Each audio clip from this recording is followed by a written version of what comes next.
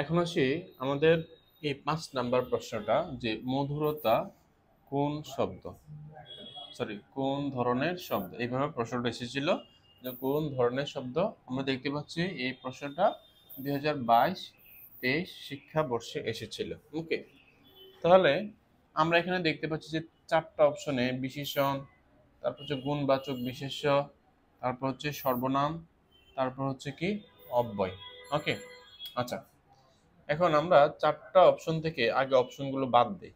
যেমন অব্যয়টা বাদ দিতে পারি কিভাবে, কারণ অব্যয় কোনগুলো, এবং, ও, তাই না, আর তারপর হচ্ছে কিন্তু, এগুলাকে বলা হয় অব্যয়। আমরা কিন্তু এইখানে এই টাইপসের কোনো কিছু দেখতে পাচ্ছি না, তাহলে কিন্তু আমরা ডি নাম্বার অপশনটা খুব সহজে কিন্তু বাদ দিতে পারি, তাই তো।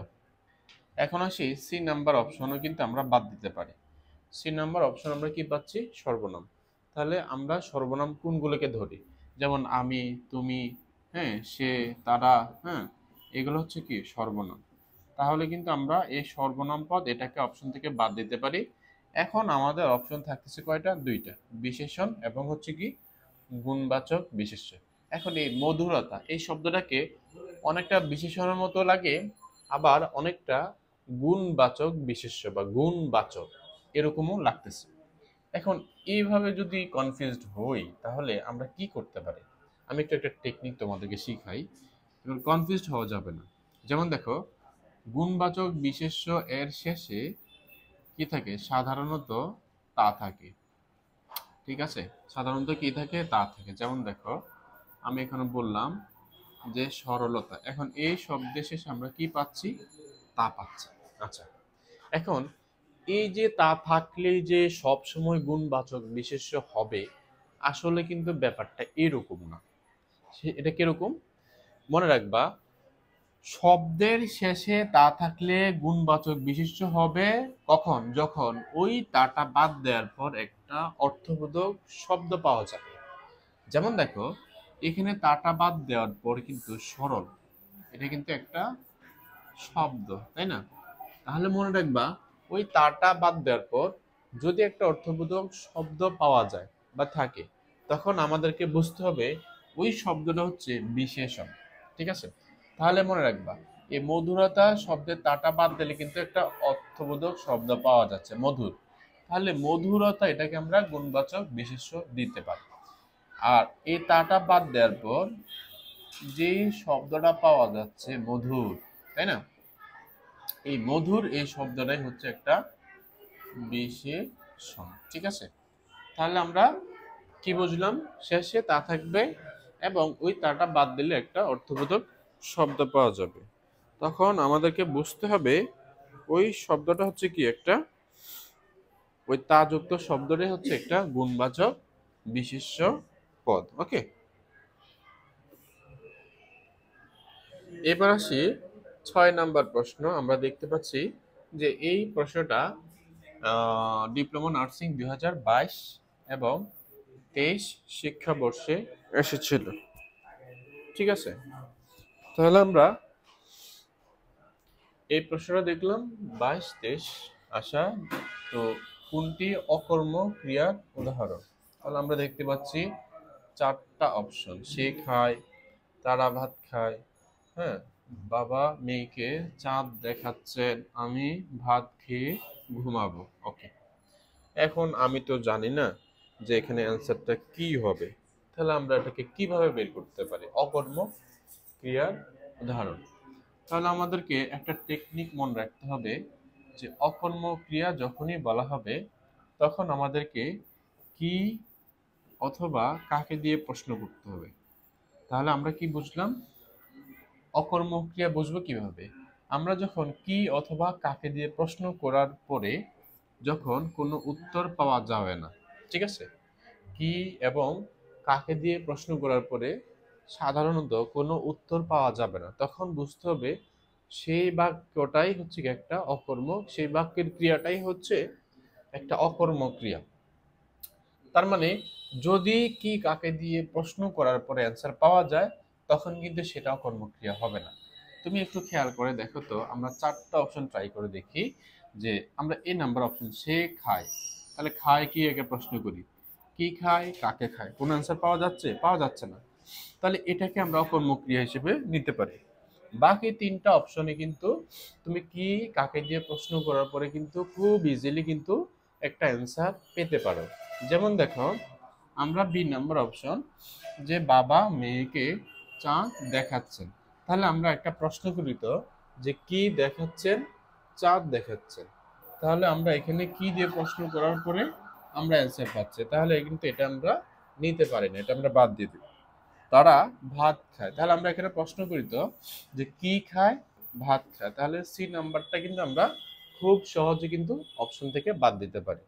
আবার একইভাবে ডি নাম্বারটা, আমি ভাত খেয়ে ঘুমাবো, তাহলে আমরা এখানেও প্রশ্ন করি যে কি খেয়ে ঘুমাবো? ভাত খেয়ে ঘুমাবো।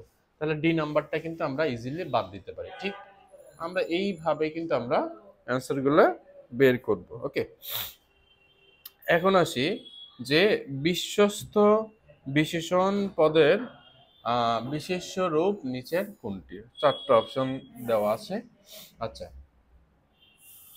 এখন আসি বিশ্বস্ত, এটার বিশেষণ পদের বিশেষ্য রূপ কি? মনে রাখবা, এই টাইপসের প্রশ্ন যখন আসবে তখন আমাদেরকে একটা সহজ টেকনিক অবলম্বন করতে হবে। তার আগে দেখি আমরা এই প্রশ্নটা ডিপ্লোমা নার্সিং 2015-16 শিক্ষাবর্ষে এসেছে। ওকে, তাহলে আমরা মনে রাখবো, আমরা যখন এই বিশেষ্য রূপ বের করব তখন ওই অপশনটাকে আমরা কি দিয়ে প্রশ্ন করলে একটা অ্যান্সার পাবো। ওকে, আচ্ছা, যেমন দেখো, আমরা যদি বি নাম্বার অপশন করা যাবে, বি নাম্বার অপশনটাকে খেয়াল করি এবং ডি নাম্বার অপশনটাকে খেয়াল করি। যেমন দেখো, যেমন বিশ্বাস করা যাবে না, আমি বললাম কি করা যাবে না? বিশ্বাস করা যাবে না। তুমি দেখো তো, খুব সহজে কিন্তু আমরা কি দিয়ে প্রশ্ন করার পরে একটা অ্যান্সার পাচ্ছি, তাহলে কিন্তু আমরা এটাকে ডি নাম্বারটা কিন্তু আমরা সঠিক উত্তর হিসেবে নিতে পারি। ওকে, আচ্ছা, এখন ডি নাম্বারটা বললাম যে বিশ্বাসী লোক, কেমন লোক? বিশ্বাসী লোক। এখন আমরা যখন কেমন দিয়ে প্রশ্ন করলে অ্যান্সার পাবো, তখন কিন্তু সেটা বিশেষণ পদ হবে। এখন আমাদেরকে তো বিশেষণ পদ বের করতে পারেনি, আমাদেরকে কি বলছে? বিশেষ রূপ কোনটি? তাহলে কিন্তু আমরা ডি নাম্বারটা অপশনটা বাদ দিতে পারি। ওকে, আচ্ছা, আর এটা কিন্তু বানান ভুল। ওকে, এই টাইপসের কোনো শব্দ কিন্তু হয় না। তো আমরা এই টেকনিকটা অবলম্বন করেই কিন্তু আমরা অ্যান্সার বের করতে পারি। ওকে, এবার আসি 8 নাম্বার প্রশ্ন, যে 3টি বছর, এখানে 3টি কোন পদ? ওকে, তুমি খেয়াল করে দেখো, এই প্রশ্নটা ডিপ্লোমা নার্সিং 2020-21 শিক্ষাবর্ষে এসেছিল। তাহলে আমাদেরকে এই প্রশ্নের অ্যান্সার বের করার জন্য আমাদেরকে একটা টেকনিক অবলম্বন করতে হবে। সেটা হচ্ছে কি, তুমি দেখো, এই প্রশ্নে কিন্তু অনেক জায়গায় কিন্তু অ্যান্সার অনেক রকম দিচ্ছে। তো তোমাকে আমি বলি, যেমন দেখো, যে 3টি বছর, এখানে 3টি কোন পদ? আচ্ছা, তুমি যখন দেখো যে বছর হচ্ছে কি একটা নাউন, নাউন বা বিশেষ্য। ওকে, এখন এই বছর এর পূর্বে যখন একটি, দুইটি, তিনটি এগুলো থাকবে, বা যে কোনো একটা শব্দ থাকবে, অথবা আমি এটাকে এইভাবে বলি, যে নাউনের পূর্বে যখন একটি ওয়ার্ড থাকবে, একটি, তখন সেটা সব সময় কি হবে? বিশেষণ হবে। তখন সেটা সব সময় আমাদেরকে কি নিতে হবে? সেটাকে বিশেষণ পদ হিসেবে নিতে হবে।